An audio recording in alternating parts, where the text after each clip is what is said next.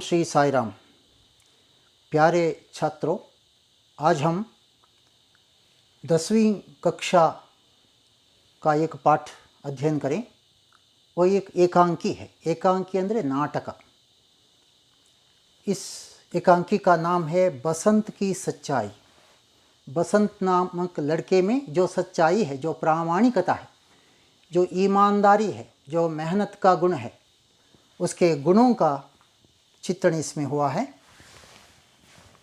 सबसे पहले हम इस एकांकी के लेखक का परिचय, विष्णु प्रभाकर इसके लेखक हैं। उनका जन्म उत्तर प्रदेश के मुजफ्फरनगर के मीरपुर में सन 1912 ईस्वी में हुआ। उत्तर प्रदेश में मुजफ्फरनगर में मीरपुर जगह में उसका जन्म हुआ। आपके एकांकी आप गांधीवादी लेखक हैं। गांधीवादी लेखक माने गांधी जी के तत्वों को, आदर्शों को पालन करने वाले, बोलने वाले, लिखने वाले, इन्हें गांधीवादी कहते हैं। वे गांधीवादी लेखक हैं। आपके एकांकी मानवीय संवेदनाओं का यथार्थ चित्रण से भरे हैं। उनकी एकांकियों में मानवीय संवेदना, सुख दुख, मानवीय सुख दुख का चित्रण उसमें उन एकांकियों में भरा हुआ है। उनकी प्रमुख रचनाएं हैं। एकांकियों की रचनाएं आवारा मसीहा, तट के बंधन, निशिकांत, दर्पण, दर्पण का व्यक्तित्व, धरती अब भी घूम रही है, युगे युगे क्रांति, गृहस्थी आदि, ये सभी एकांकी हैं उनसे लिखित। इनमें मानवीय संवेदनाओं के बारे में उन्होंने लिखा है, चित्रण किया है। इस एकांकी का उद्देश्य क्या है? आशय, आशय माने उद्देश्य। विष्णु प्रभाकर ने इस एकांकी के पात्रों के द्वारा मानवीय भावनाओं का सुंदर चित्रण किया है। मानवीय भावना, मनुष्यता की भावना, मेहनत, ईमानदारी, परिश्रम, गौरव, ये सब मानवीय भावनाएं हैं, मानवीय गुण हैं, उनका चित्रण किया है। इनमें दो पात्र हैं। एक, इसमें गरीब होकर भी स्वाभिमानी और परिश्रम से कमाई करने वाला लड़का बसंत। बसंत नामक एक लड़का है। वो गरीब है, गरीब होने पर भी उसमें ईमानदारी है, प्रामाणिकता है, परिश्रम है, बड़े लोगों को गौरव देने का गुण है। और दूसरा पात्र है, साथ ही गरीबों पर सहानुभूति दिखाने वाले राजकिशोर। राजकिशोर एक मजदूर नेता हैं, तो केवल नेता होने पर गर्व घमंड नहीं दिखाते, वे गरीबों पर सहायता करते हैं, गरीबों पर सहानुभूति दिखाते हैं। तो ऐसा दो मुख्य पात्रों का चित्रण है। अब हम इस एकांकी में कठिन शब्द जो बीच बीच में आए हैं उन्हें देखें। सच्चाई, प्रामाणिकता, शरणार्थी, निराश्रित, आश्रयहीन। वह लड़का बसंत निराश्रित है, शरणार्थी है, आश्रयहीन है। प्रतीकात्मक, प्रतिरूप, बाजार का प्रतिरूप, एक दृश्य बाजार के जैसे दृश्य, प्रतिरूप कहते हैं, प्रतीकात्मक कहते हैं। नंगा, खाली, छानने का उपकरण। छानना ಅಂದರೆ ಗಾಳಿಸುವುದು, ಚಾಯ ಗಾಳಿಸುವುದು, ಚಾಯ್ ಛಾನ್ನೆ का, या ಆಟ, ಗೋಧಿ ಹುಡಿಯನ್ನು ಗಾಳಿಸುವಂತಹ ಒಂದು ಉಪಕರಣಕ್ಕೆ ಛಲ್ನಿ ಅಂತ ಹೇಳ್ತಾರೆ. ಚಾ ಅಥವಾ ಗೋಧಿ ಯಾವುದನ್ನಾದರೂ ಗಾಳಿಸುವಂಥದ್ದು.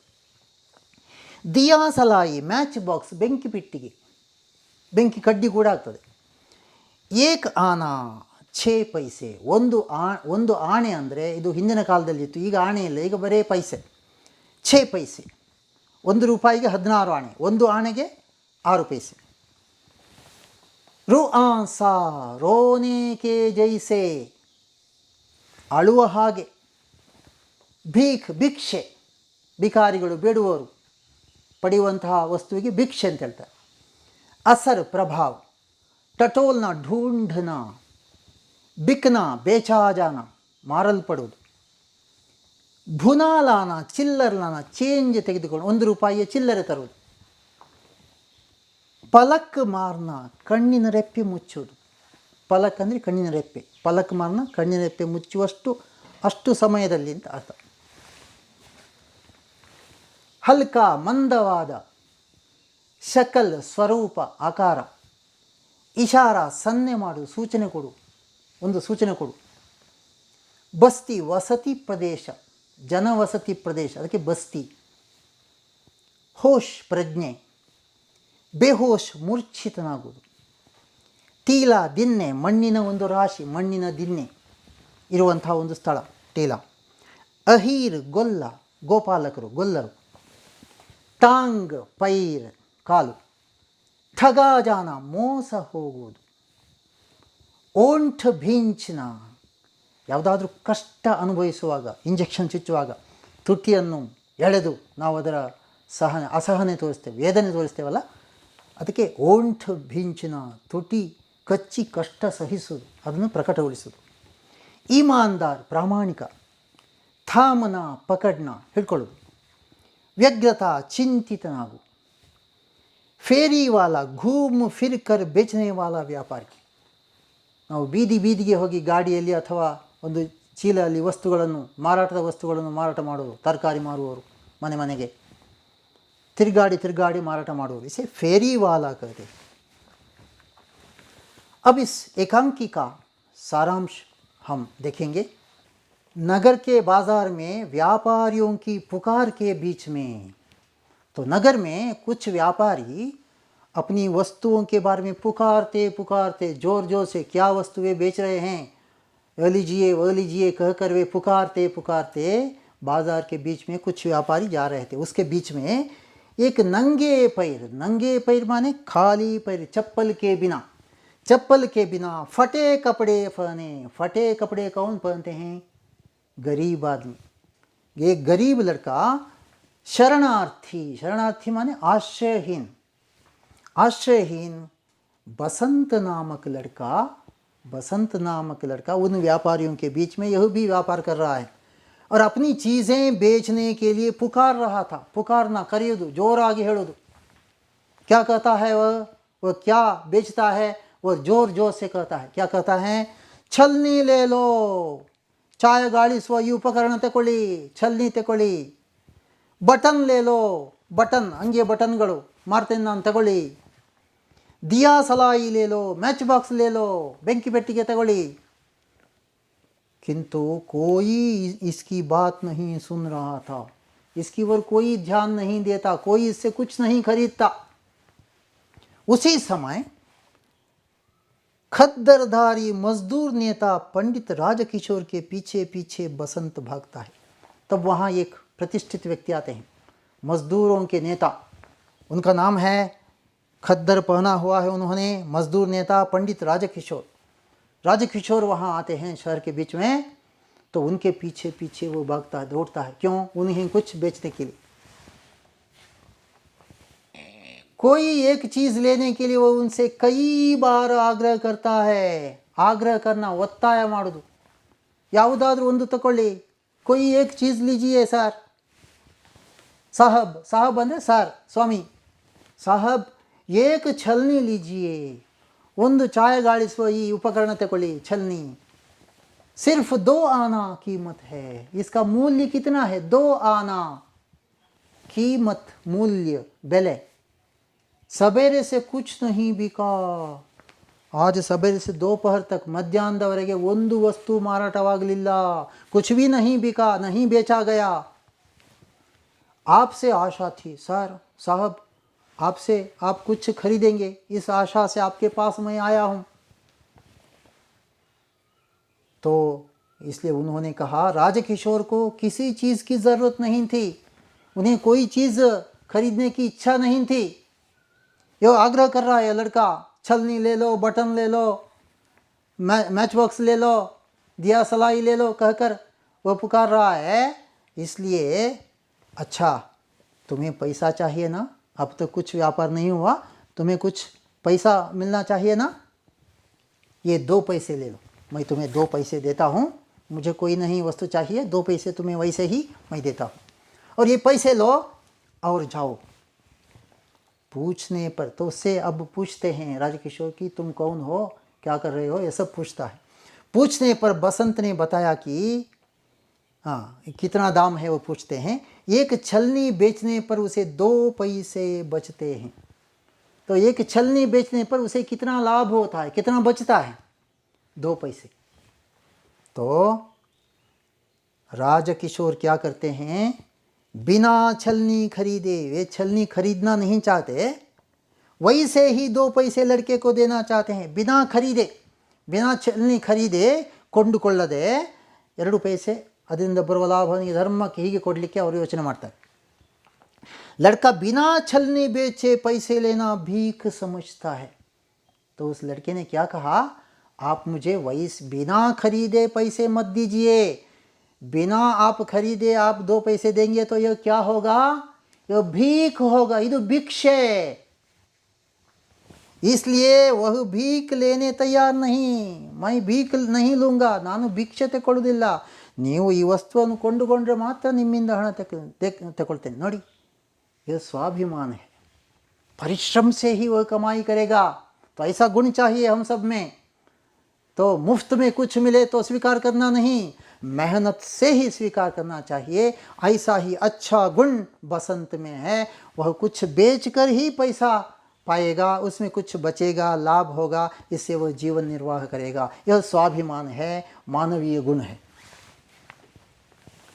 राजकिशोर एक छलनी खरीदते हैं, तो छलनी खरीदे बिना वो पैसे नहीं लेगा, वो हठ स्वभाव, अच्छा हठ है वह। उनके पास चिल्लर नहीं था, तो इतना कम पैसा देने के लिए उनके पास चिल्लर चेंज नहीं था, नोट था, 1 रुपये का नोट था। लड़का उन्हें वहीं रुकने के लिए कहता है, तो उनके पास 1 रुपया देकर तो लड़का बसंत क्या करता है, जी आप यहीं रुकिए, रुकने के लिए कहता है, और उनसे नोट लेकर छुट्टा लाने के लिए, चेंज लाने के लिए, चिल्लर लाने के लिए बाजार की ओर दौड़ता है। दौड़ते दौड़ते किसी दूसरे से छुट्टा या चिल्लर लाने के लिए दौड़ता है। 15 मिनट बीत गए। लड़का छुट्टा लाने के लिए बसंत भागा है बाजार के बीच में, किंतु 15 मिनट में भी नहीं लौट नहीं आया। तो वे राजकिशोर अपने किशनगंज के घर चले गए। किशनगंज नामक इसी शहर में एक दूसरी जगह है, वहाँ वे चले गए। शाम के समय तो घर में किशनगंज में एक दुबला पतला नंगे पैर और फटे कपड़े वाला 10 वर्ष उम्र वाला लड़का दौड़ते हुए आ गया। किशनगंज के घर को, राजकिशोर के घर को एक लड़का दौड़ते दौड़ते आया शाम के समय। यह दोपहर को व्यापार हुआ था। एक दुबला पतला, बहुत वीक, बहुत दुर्बल, दुबला पतला, नंगे पैर, बिना चप्पल, फटे कपड़े वाला, वह भी गरीब है जो अब लड़का आ गया है, 10 वर्ष उम्र वाला। तो बसंत की उम्र 12 साल, उससे भी छोटा 10 वर्ष उम्र वाला, उम्र अंदरे प्राय, एज। लड़का दौड़ते हुए आ गया, राजकिशोर के किशनगंज में रहने वाले घर को दौड़ते हुए आ गया। वह किसी से पूछा उसने, यहाँ राजकिशोर, मजदूरों के नेता राजकिशोर का घर कहाँ है, पूछते पूछते वह यहाँ आ पहुँचा, दौड़ते दौड़ते आ पहुँचा। राजकिशोर के नील पर्दे वाले घर पहुँचा। किसी ने बताया, वहीं उधर दिखता है ना नील पर्दे वाला घर, वही राजकिशोर का घर है। यह पता पाकर वह वहाँ आ गया, राजकिशोर के घर यह लड़का आ गया, 10 वर्ष उम्र वाला। पूछने पर लड़के ने अपना परिचय बताया।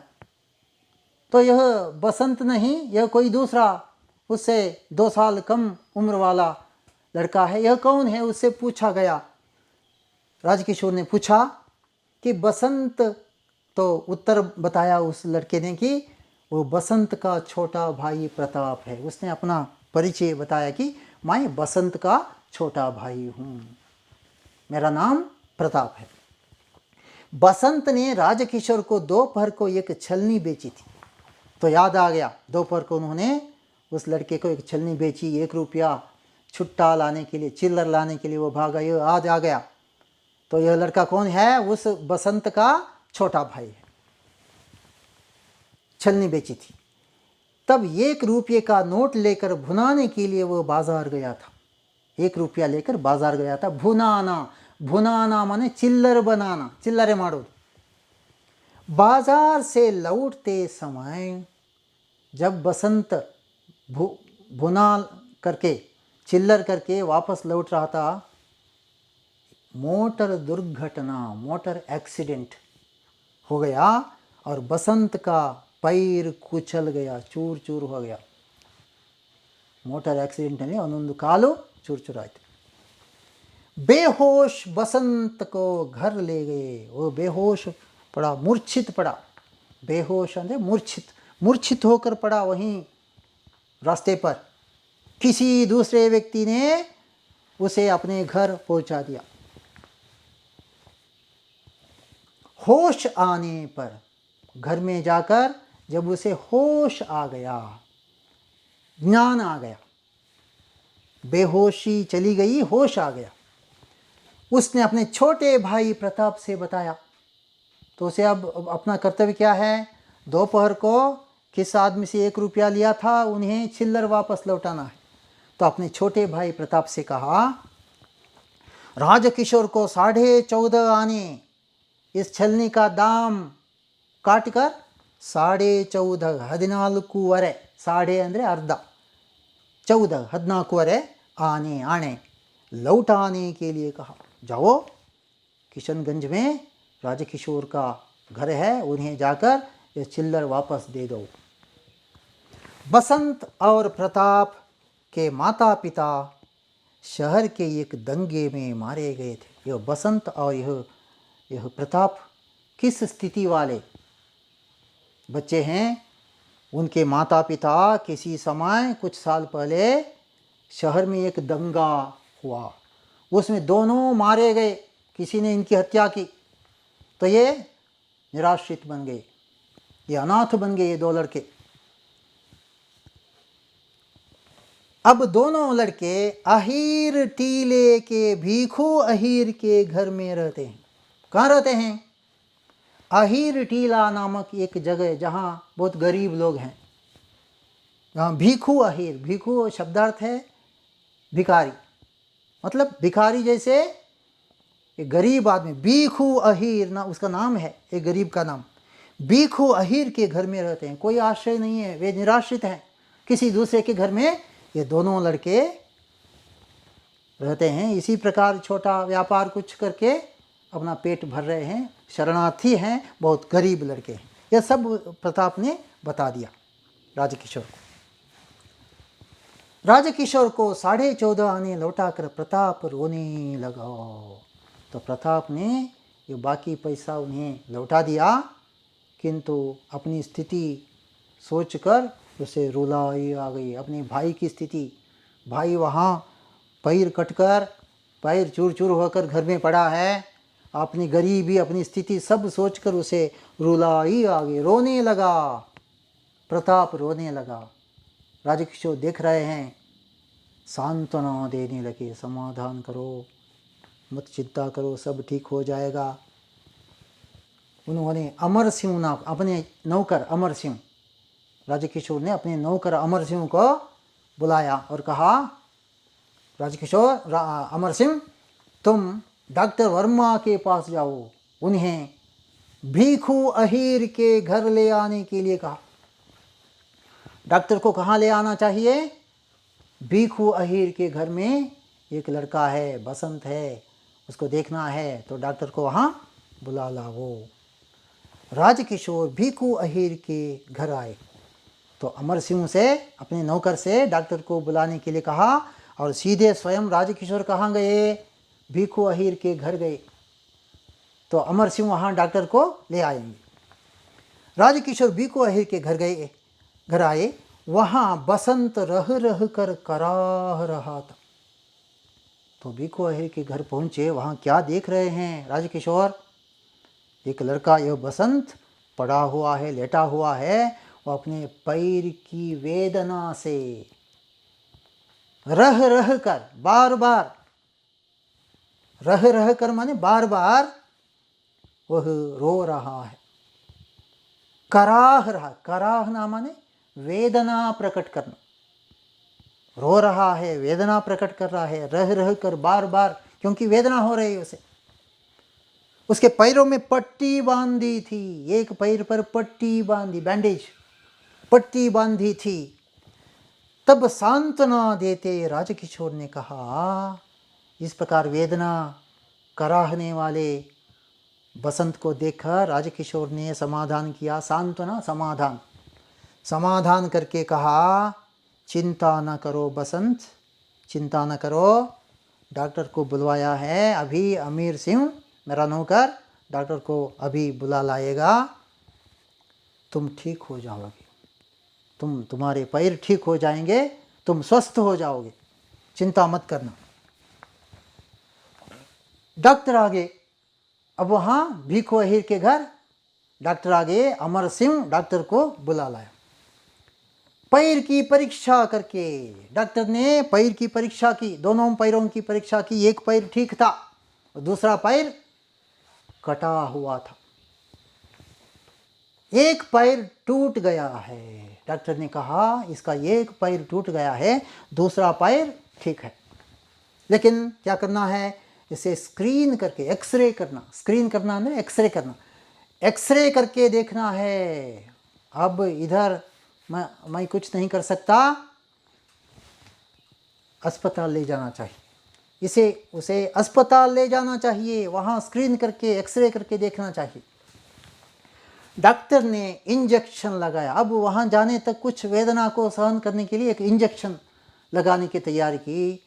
तो इंजेक्शन लगाने की तैयारी करते हुए देखकर बसंत ने कहा, सर मैं बड़ा गरीब आदमी हूँ, मेरे पास पैसा नहीं है। डॉक्टर ने इंजेक्शन लगाया। तब बसंत अपनी गरीबी बता देता है, सर आप इंजेक्शन देंगे तो मेरे पास देने के लिए पैसा नहीं है। अपनी गरीबी बताई उसने। तब राजकिशोर कहते हैं, निश्चिंत रहने के लिए कहते हैं, बसंत तुम निश्चिंत रहो, पैसे की चिंता मत करो, तुम अब ठीक हो जाना चाहिए, जो कुछ होना है हम करवा देंगे, तुम चिंता मत करना। बसंत के मुख पर शांति और कृतज्ञता प्रकट हुई। तो राजकिशोर ने बहुत दया से, करुणा दिखाकर उसका सारा खर्च देने का भी बता दिया, निश्चिंत रहने के लिए कहा। तो बसंत के चेहरे पर कौन सी भावना आ गई? शांति और कृतज्ञता, उपकार स्मरण करने का गुण, यह मानवीय गुण है। तो राजकिशोर ने भी दया दिखाई, करुणा दिखाई, सांत्वना दिया, यह भी मानवीय गुण है। राजकिशोर डॉक्टर से बताते हैं इस लड़के के बारे में। राजकिशोर डॉक्टर से बताने लगे। क्या बताने लगे? कि यह लड़का गरीब है, बहुत गरीब है, निराश्रित है, किंतु इसमें एक दुर्लभ गुण है। दुर्लभ है ರೇರ್, ಭಾಳ ಅಪರೂಪವಾದ, ಎಲ್ಲಿಯೂ ಕಾಣ ಸಿಗದ ईमानदारी का गुण है। ईमानदारी ಅಂದರೆ ಪ್ರಾಮಾಣಿಕತೆ, ईमानदार ಅಂದರೆ प्रामाणिक व्यक्ति। यह ईमानदार है, इसमें ईमानदारी का गुण है। तो ऐसी प्रशंसा करते हैं राजकिशोर इस डॉक्टर से कहते समय। तो इस प्रकार एकांकी समाप्त हुई। इसमें संदेश क्या, मैसेज है हमें अपनी ज़िंदगी में, इनमें कौन सा ऐसा गुण है पालन करने के लिए। हमने नाटक का वर्णन करते हुए भी देख लिया, तो अब दोबारा देखें।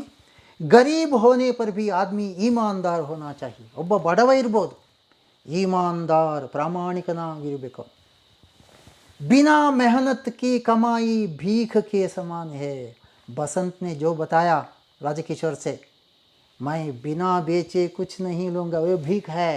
ಮಾರಾಟವಾಗದೆ ನಾನು ವಸ್ತು ತಗೊಳ್ಳೋದಿಲ್ಲ, ಹಣ ತಗೊಳ್ಳೋದಿಲ್ಲ, ಹಣ ತಗೊಂಡ್ರೆ ಅದೇನಾಗ್ತದೆ? ಭಿಕ್ಷೆ ಆಗ್ತದೆ। भीख के समान है। मेहनत की कमाई से ही सुख शांति मिलती है। तो इस गरीब लड़के में भी वह दृढ़ता है अच्छा गुण है कि मैं भीख नहीं लूँगा, मैं मेहनत से ही मैं काम करूँगा, इसी से मुझे शांति सुख मिलेगा।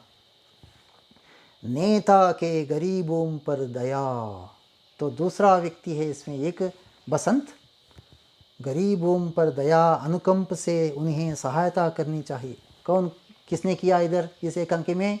राजकिशोर ने गरीबों पर। गरीब इस बसंत को अस्पताल डॉक्टर को बुलाया, बाद में अस्पताल को भेज देने की व्यवस्था की।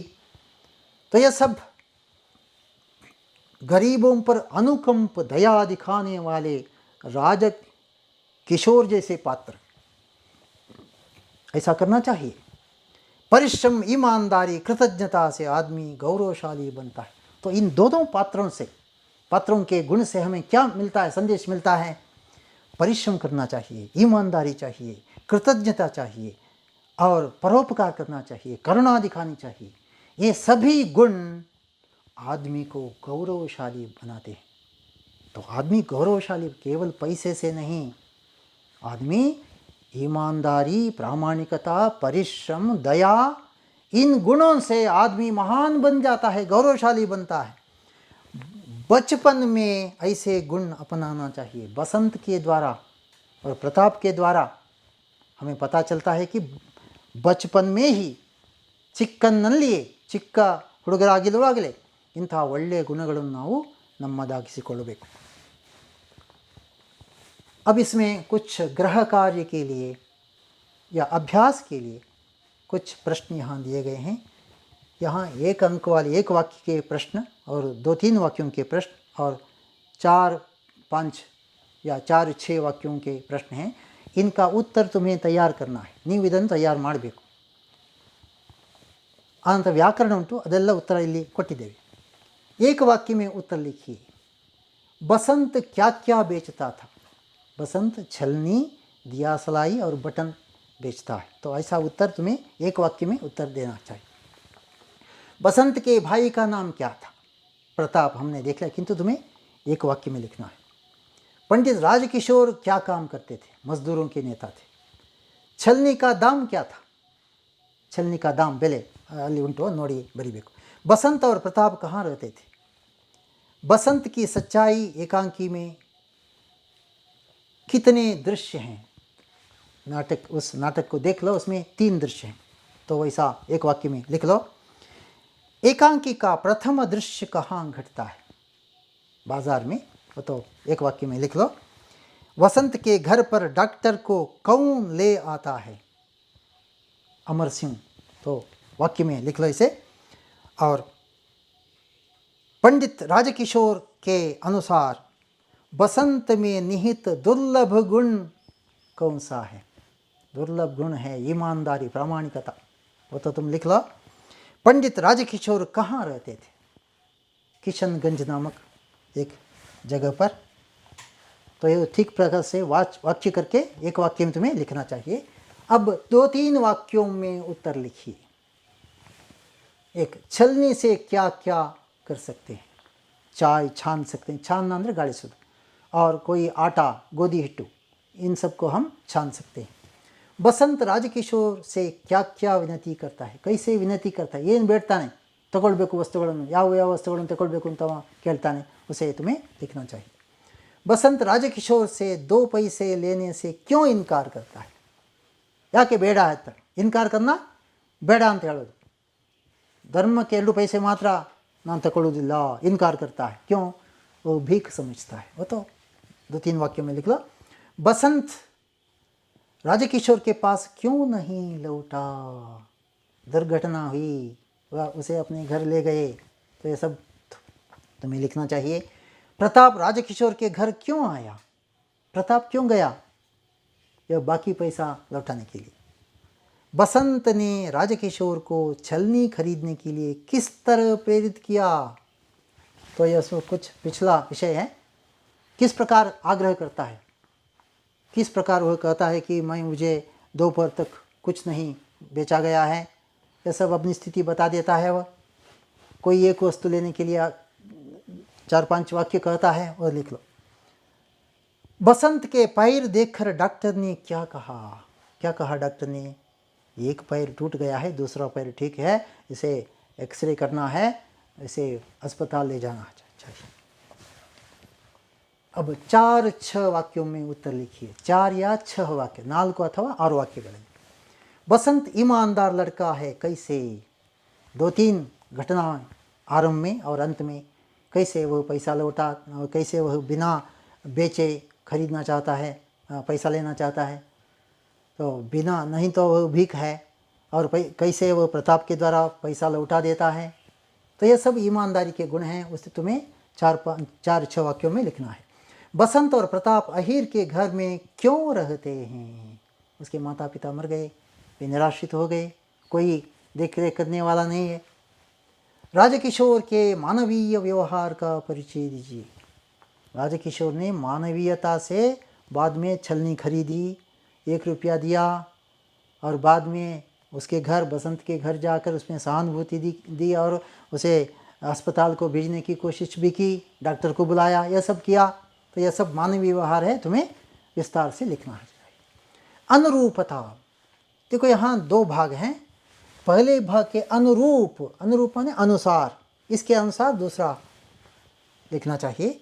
पंडित राजकिशोर किशनगंज में रहते हैं। बसंत कहाँ रहता है? अहीर टीला, ಗೊಲ್ಲರ ಒಂದು प्रदेशದಲ್ಲಿ। पंडित राजकिशोर मजदूरों के नेता, वे कौन हैं? राजकिशोर यार मजदूरों के नेता, ಅವರ ಮುಖಂಡ, ಕೆಲಸಗಾರರ ಮುಖಂಡ। बसंत गरीब शरणार्थी लड़का, इसका परिचय देना चाहिए। यहाँ राजकिशोर का परिचय दिया है, अब बसंत का परिचय देना चाहिए। गरीब शरणार्थी लड़का, शरणार्थी माने आश्रयहीन। पंडित राजकिशोर मालिक, वे कौन हैं? मजदूरों के नेता और मालिक हैं। अमर सिंह नौकर है, डॉक्टर को बुलाने के लिए उसे भेज दिया, नौकर। प्रताप छोटा भाई, किसका? बसंत का। वर्मा डॉक्टर।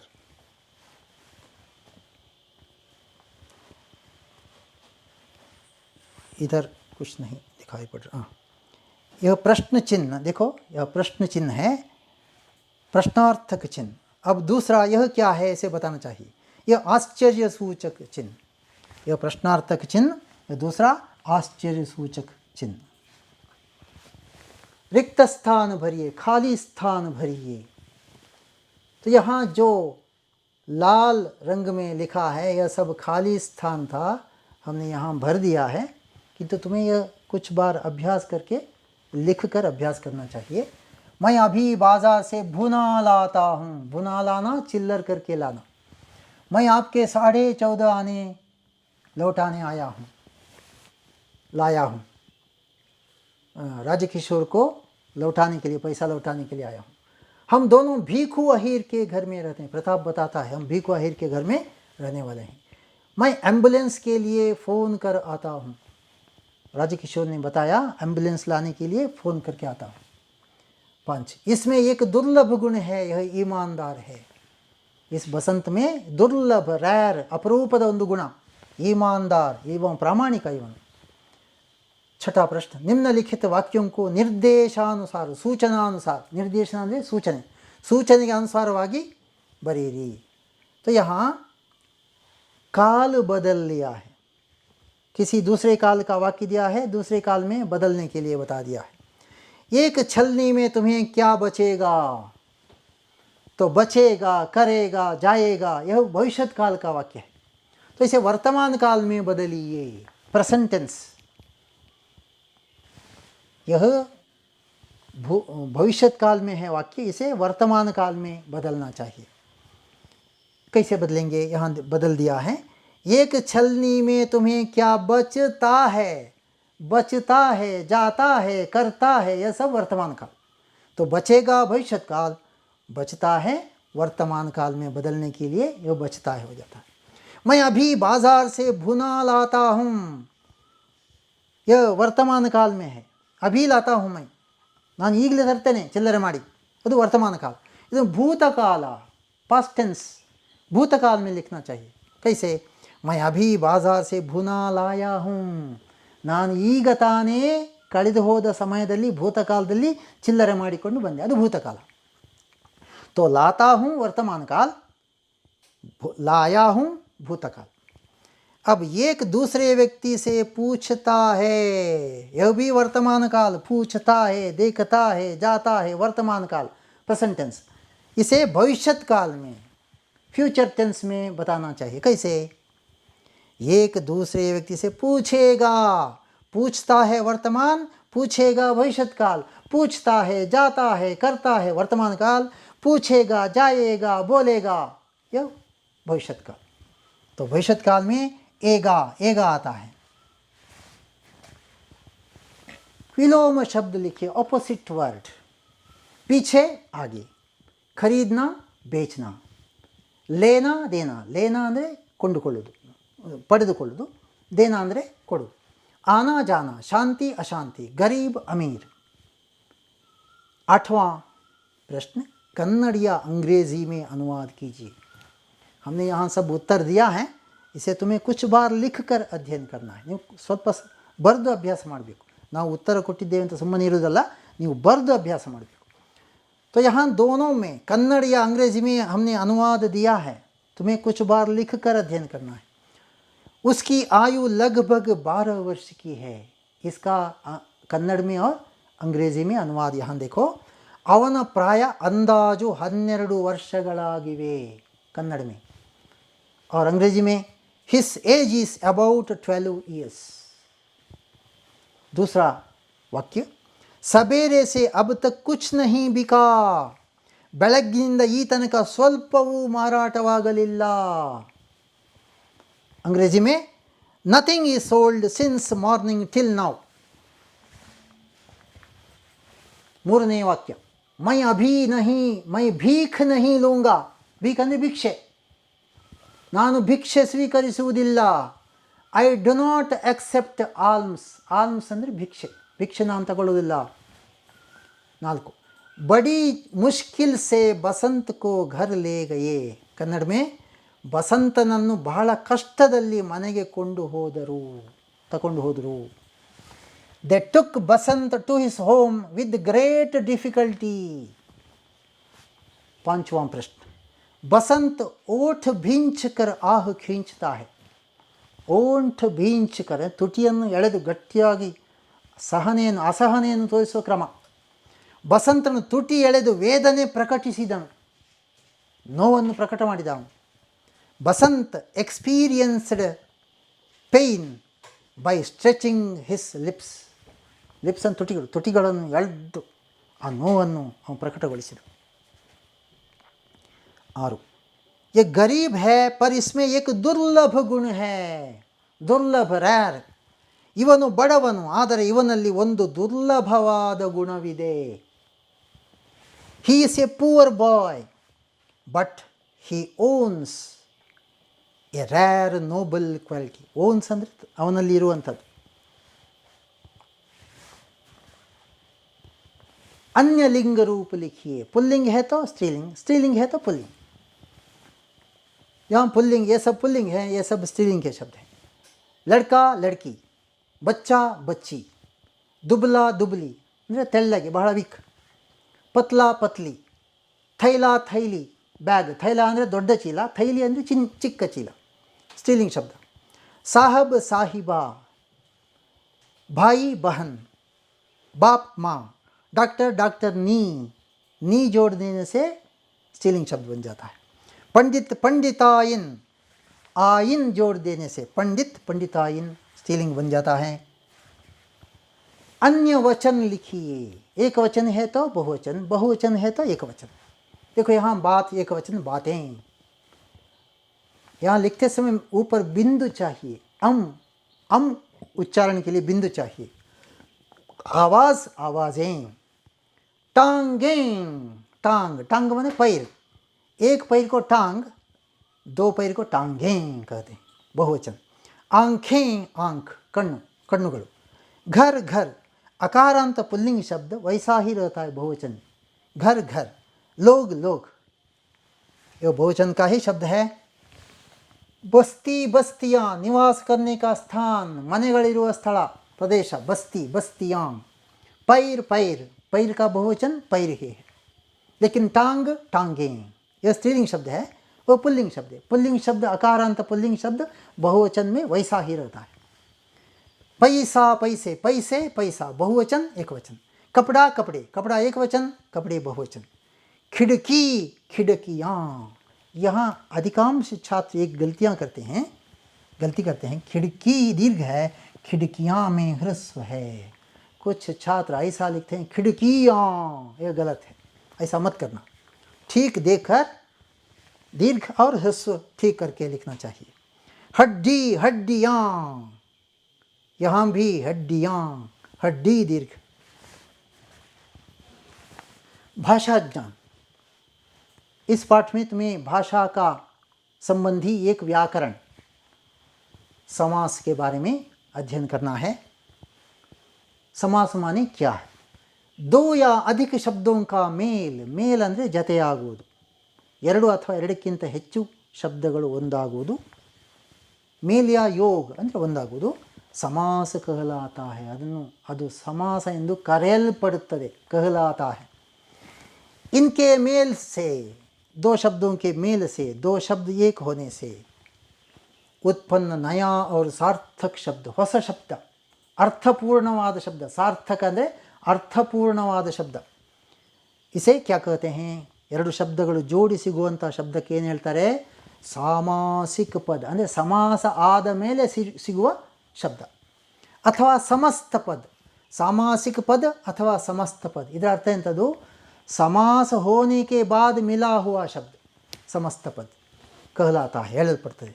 शब्दों के अलग अलग करके लिखना विग्रह वाक्य है। तो एक सामासिक शब्द समस्त पद को अलग अलग करके लिखना विग्रह वाक्य है, इसे विग्रह वाक्य कहते हैं। ಒಂದು ಸಮಾಸದ ಒಂದಾದ ಶಬ್ದವನ್ನು ಬೇರೆ ಬೇರೆ ಮಾಡಿ ಬರೆಯುವುದು विग्रह वाक्य। अब यहाँ समस्त पद और विग्रह वाक्य देखें। यहाँ शब्द सब एक दूसरे से मेल या योग से यह समस्त पद बन गया है, यह विग्रह वाक्य से अलग अलग करके लिखा है। समस्त पद, समास होने के बाद मिला हुआ शब्द राजपुत्र, विग्रह वाक्य। ಇದನ್ನು ಬಿಡಿಸಿ ಬಿಡಿಸಿ ಬರೀದು ಹೇಗೆ? राजा का पुत्र। और माता पिता, यह समस्त पद है, समास होने के बाद मिला हुआ शब्द है। माता और पिता विग्रह वाक्य है। अब हम इस समास के 6 प्रकारों को, 6 विधಗಳಿವೆ समासದಲ್ಲಿ, एक एक देखें। पहला है अव्ययी भाव समास। इस समास में पहला पद और समस्त पद, समासದಲ್ಲಿರೋ ಮೊದಲ ಅಕ್ಷರ ಮತ್ತು ಮೊದಲ ಶಬ್ದ ಮತ್ತು ಸಮಾಸ ಆದ ಮೇಲೆ ಸಿಗುವ ಶಬ್ದ, ಅದೆರಡೂ ಕೂಡ ಅವ್ಯಯ. ಅವ್ಯಯ ಅಂದರೆ ಏನು ಗೊತ್ತುಂಟಾ? ಅದು ಬದಲಾಗುವುದಿಲ್ಲ. ಅದರ ಮುಂದೆ ಹಿಂದೆ ಏಕವಚನ ಬಹುವಚನ ಎಲ್ಲಿ ಪ್ರಯೋಗ ಆದರೂ ಆ ಶಬ್ದಗಳು ಬದಲಾಗದ ಶಬ್ದಗಳಿಗೆ ಅವ್ಯಯ ಅಂತ ಹೇಳ್ತಾರೆ. ವ್ಯಯ ಅಂದರೆ ಖರ್ಚಾಗೋದು, ಅದರ ರೂಪ ಬದಲಾಗೋದು, ರೂಪ ಬದಲಾಗುವುದಿಲ್ಲ ಅಂತ ಅರ್ಥ, उसे अव्यय कहते हैं। देखो हाँ, हम इस समास में अव्यय पहला हमने लिखा है, पहला पद देखो, यह पहला पद है। आजन्म सामासिक पद है, आ पहला पद है। बेखटके सामासिक पद है, बे पहला पद है। बेहोश सामासिक पद है, समस्त पद है, समास ಆದ ಮೇಲೆ ಸಿಗುವ ಶಬ್ದಗಳು। ಆದರೆ ಇದು ಮೊದಲ ಅಕ್ಷರ ಅಥವಾ ಮೊದಲ ಶಬ್ದ, ಇದು ಅವ್ಯಯ, ಇದು ಬದಲಾಗುವುದಿಲ್ಲ, ಅದು ಕೂಡ ಮತ್ತೆ ಬದಲಾಗುವುದಿಲ್ಲ। ಸಮಸ್ತ ಪದ दोनों ಅವ್ಯಯ हैं, ಯಾವುದೂ ಬದಲಾಗುವುದಿಲ್ಲ ವಾಕ್ಯದಲ್ಲಿ ಪ್ರಯೋಗ ಮಾಡುವಾಗ। अब इसका विग्रह वाक्य, ಇದನ್ನು ಬಿಡಿಸಿ ಬರೆಯುವುದು ಹೇಗೆ? आ जन्म समास होने के बाद मिलने वाला समस्त पद, इसे विग्रह करके अलग करके लिखना कैसे? आ जन्म माने जन्म से लेकर, ಹುಟ್ಟಿನಿಂದಲೇ ಇರುವಂಥದ್ದು। ಬೇಖಟ್ಕೆ, ಖಟ್ಕ ಅಂದರೆ ಸಂದೇಹ ಸಂಶಯ, ಬೇಖಟ್ಕೆ ಅಂದರೆ ಖಟ್ಕೆ ಕೆ ಬಿನಾ, ಸಂಶಯ ಇಲ್ಲದೆ, ಬೇಖಟ್ಕೆ ಅಂದರೆ ನಿಸ್ಸಂಶಯವಾಗಿ ಅಂತ ಅರ್ಥ। ಬೇಹೋಶ್, ಹೋಶ್ ಅಂದರೆ ಪ್ರಜ್ಞೆ, ಬೇಹೋಶ್ ಅಂದರೆ ಮೂರ್ಛಿತವಾಗುವುದು। होश जिसमें ना हो, यह विग्रह वाक्य। बेहोश का विग्रह वाक्य कैसे? अलग अलग करके देखना कैसे? होश जिसमें ना हो, प्रज्ञೆ ಯಾರಲ್ಲಿ ಇಲ್ಲವೋ ಅದು ಅವನು बेहोश। अब दूसरा समास देखेंगे, कर्मधारय समास।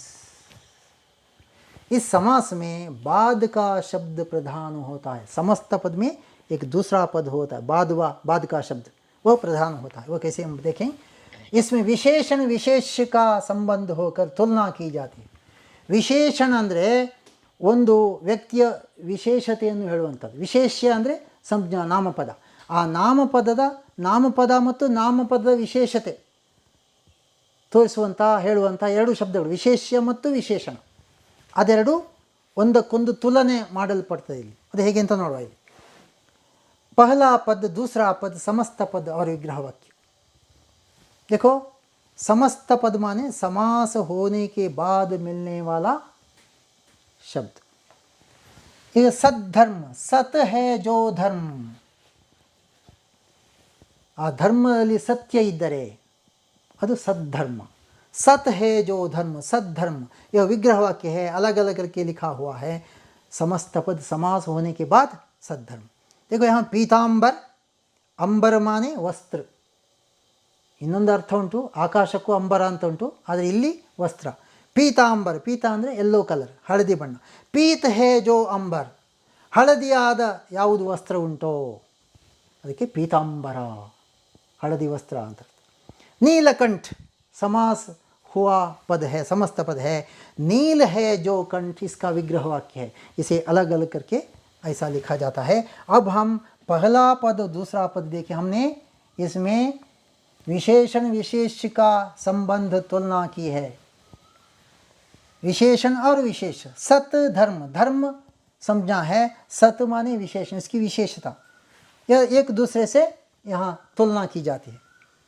पीत और अंबर, अंबर और पीत येलो कलर और अंबर वस्त्र. नील और कंठ, कंठ माने गला, नील रंग. अब इन दोनों का की तुलना की जाती है और यह दूसरा पद ही प्रधान है. देखो यहाँ दूसरा पद, धर्म, अंबर, वस्त्र, कंठ. धर्म कैसा है, सत्य वाला.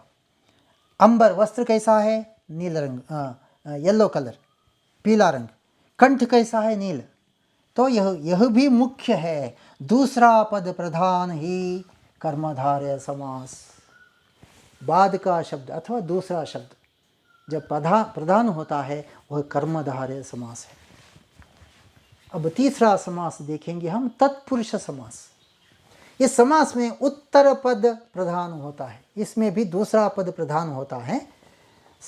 समास में दोनों शब्दों के बीच आने वाला परसर्ग. तो पिछले समास में दूसरा पद प्रधान होने पर भी इससे बीच में कोई शब्द नहीं, यहाँ उसके बीच में कुछ शब्द आ जाते हैं. समास में दोनों शब्दों के बीच, यहाँ दो शब्द हैं, इनके बीच को, के लिए, से, का, के, की, में, पर इत्यादि अलग अलग संदर्भों में एक न एक परसर्ग. परसर्ग ಅಂದರೆ ಶಬ್ದದ ನಂತರ ಜೋಡಿಸುವಂಥದ್ದು परसर्ग. शब्दದ ಎದುರಿಗೆ ಜೋಡಿಸುವಂಥಕ್ಕೆ परसर्ग ಅಂತ ಹೇಳ್ತಾರೆ. तो इनका प्रयोग होता है और बाद में समास होते समय यह इसका लोप, लोप ಅಂದರೆ ಅದು ಕಾಣೆ ಆಗುವುದು, ಅದು ಇಲ್ಲವಾಗುವುದು. तो यहाँ विग्रह वाक्य देखें, सुविधा के अनुसार के लोप हो जाता है, गायब हो जाता है. सुविधानुसार समस्त पद. अकाल से पीड़ित, से गायब हो जाता है, अकाल पीड़ित. यहाँ पीड़ित शब्द ही मुख्य है, यहाँ सुविधानुसार, अनुसार शब्द ही मुख्य है, दूसरा पद प्रधान है. सत्य के लिए आग्रह, सत्य के लिए आग्रह, आग्रह ಅಂದರೆ ಒತ್ತಾಯ, सत्याग्रह. तो कोई आग्रह करना है सत्याग्रह का, तो दूसरा पद प्रधान होता है यहाँ भी, तत्पुरुष समास में भी. अब चौथा समास द्विगु. द्विगु ಅಂದರೆ संख्ये. द्विगु ಎಂಬ शब्द के अर्थ संख्ये. देखो यहाँ इसमें पहला पद संख्यावाची होता है. द्विगु समास में पहला पद ಸಂಖ್ಯಾವಾಚಿ, ಸಂಖ್ಯೆಯನ್ನು ತೋರಿಸುವಂಥದ್ದು, ಸೂಚಿಸುವಂಥದ್ದು. तो समस्त पद देखें, 15 ಮಿನಿಟ್, ಇದರಲ್ಲಿ 15 ಎನ್ನುವುದು ಸಂಖ್ಯೆ. ಚೌರಾಹ, ಚೌ ಅಂದರೆ 4, त्रिधारा, त्रि ಅಂದರೆ 3. तो पहला शब्द इसमें जो संख्यावाचक होता है वह समास द्विगु समास. देखो यहाँ इसका विग्रह वाक्य देखें, अलग अलग करके देखें. 15 मिनट इस समस्त पद को कैसे विग्रह करना। 15 मिनटों का समूह, यहाँ का आ जाता है बीच बीच में, 15 मिनटों का समूह। 4 राहें, 4 ದಾರಿಗಳು, 4 ಮಾರ್ಗಗಳು। 3 ಧಾರಾएं, 3 ಧಾರೆಗಳು, 3 कवलुಗಳಾಗಿ, त्रिधारा। तो पहला पद संख्यावाचक जहाँ होता है वह द्वंद्व समास है। ಅದರ ಆರಂಭದ ಭಾಗ ಸಂಖ್ಯೆ ಆಗಿದ್ದರೆ ಅದು ಸಂಖ್ಯಾವಾಚಕವಾದಂತಹ ದ್ವಿಗು ಸಮಾಸ। अब ದ್ವಂದ್ವ ಸಮಾಸ, ದ್ವಂದ್ವ ಅಂದರೆ ಜತೆ, ಒಂದೇ ರೀತಿಯ ಶಬ್ದಗಳು ಜತೆಯಾಗಿ ಬರುವುದು। इनमें दोनों पद प्रधान होते हैं, समान होते हैं, प्रधान होते हैं, और 2 शब्दों के बीच और, या, तथा, अथवा, एवं समुच्चय बोधक का लोप होता है। तो दुबला पतला समस्त पद है। दुबला पतला ಬಹಳ ತೆಳ್ಳಗಿನ, ವೀಕ್ ಮನುಷ್ಯ, ಇದು ಸಮಾಸ ಆದ ಮೇಲೆ ಸಿಗುವ ಶಬ್ದ। ಇದರ ವಿಗ್ರಹ ಹೇಗೆ, दुबला और पतला। देखो वहाँ और, या, तथा बीच में आ जाता है, बाद में वह लोप हो जाता है, गायब हो जाता है। सुख या दुख, सुख दुख, या पाप अथवा पुण्य। देखो और, या, अथवा समस्त विग्रह वाक्य के बीच में ये आ जाते हैं और समस्त पद में इनका लोप हो जाता है, तो उसे हम द्वंद्व समास, एक जैसे शब्द, इसमें दोनों समान हैं, दोनों पद समान हैं और शब्दों का जोड़ा है, उसे द्वंद्व समास कहते हैं। अब अंतिम समास देखें, बहुव्रीहि समास। इसमें कोई पद प्रधान नहीं होता, ಯಾವುದೇ ಪೂರ್ವ ಪದ ಅಥವಾ ಉತ್ತರ ಪದ, ಮೊದಲನ ಪದ ಅಥವಾ ಎರಡನೇ ಪದ ಯಾವುದು ಮುಖ್ಯ ಅಲ್ಲ। ವಿಗ್ರಹಕ್ಕೆ अंत में, ಇಲ್ಲಿ ವಿಗ್ರಹ ಮಾಡುವಾಗ, ಬಿಡಿಸಿ ಬರೆಯುವಾಗ ಅದರ ಕೊನೆಗೆ जो ಬರ್ತದೆ, जिसका ಬರ್ತದೆ, जिसके, वाला, वाले, वाली ಶಬ್ದ आ जाते हैं। ಬಿಡಿಸಿ ಬರೆಯುವಾಗ जो, जिसका, जिसके, वाला, वाले, वाली ಬಂದರೆ ಅದು ಬಹುವ್ರೀಹಿ ಸಮಾಸ। ಇದರಲ್ಲಿ ಯಾವುದೂ ಮುಖ್ಯವಾದ ಪದಗಳಿಲ್ಲ। तो समस्त पद क्या है, घनश्याम, ಮೋಡಗಳ ಹಾಗೆ ನೀಲ ಬಣ್ಣ ಇರುವವ ಘನಶ್ಯಾಮ್। देखो घनश्याम जो है जो, ಮೋಡಗಳ ಹಾಗೆ ಯಾರು ನೀಲ ಇರ್ತಾನೋ ಅವನು ಘನಶ್ಯಾಮ। ಟೂಟೆ ಹೇ ಪೈರ್ ಜಿಸ್ಕೆ, ಯಾರ ಕಾಲು ತುಂಡಾಗಿದೆಯೋ, ಲಂಗಡ, ಅವನು ವಿಕಲಾಂಗ, ಲಂಗಡ। ಲಂಬಾ ಹೇ ಉದರ್ ಜಿಸ್ಕಾ, ಉದರ ಅಂದರೆ ಹೊಟ್ಟೆ, ಹೊಟ್ಟೆ ಯಾರ್ದು ಉದ್ದವಾಗಿದೆಯೋ, ದೊಡ್ಡದಾಗಿದೆಯೋ, ಲಂಬೋದರ, ಲಂಬೋದರ ಯಾರು, ಗಣಪತಿ। तो लंबा है उदर जिसका, पेट जिसका। नड़ी यहाँ जिसका, जिसके, जो आ जाते हैं, तो समस्त पद में इनका लोप हो जाता है, तो इसे हम बहुव्रीहि समास कहते हैं। तो इस प्रकार हमने समास का भी, व्याकरण का जो मुख्य विषय है, परीक्षा में इसमें प्रश्न आ जाते हैं, इसे कई बार लिख कर पढ़ कर तुम अध्ययन कर लो।